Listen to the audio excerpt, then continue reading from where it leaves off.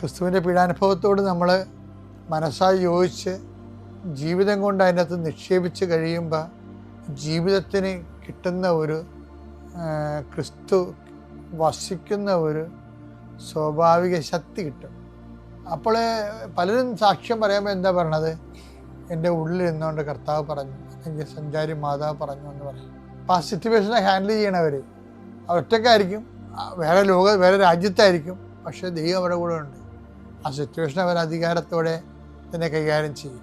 ഉടമ്പടി പോലെ മനുഷ്യൻ്റെ അധികാരം വർദ്ധിപ്പിക്കാൻ നല്ലത് ദൈവം വസിക്കുന്ന ഒരു വ്യക്തിയാക്കി മാറ്റാൻ ഏറ്റവും മാതൃകയായിട്ടുള്ളൊരു ദൈവിക പദ്ധതിയാണ് ഉടമ്പടി. ഇനി ഉടമ്പടിയിലാണെങ്കിൽ അനുഗ്രഹത്തിന് തലം വിട്ട് അഭിഷേകതലം വിട്ട് അധികാരത്തിലേക്ക് പ്രവേശിക്കാൻ വേണ്ടി നിന്റെ ജീവിതം പുനഃക്രമീകരിക്കാൻ ദൈവം സഹായിക്കട്ടെ.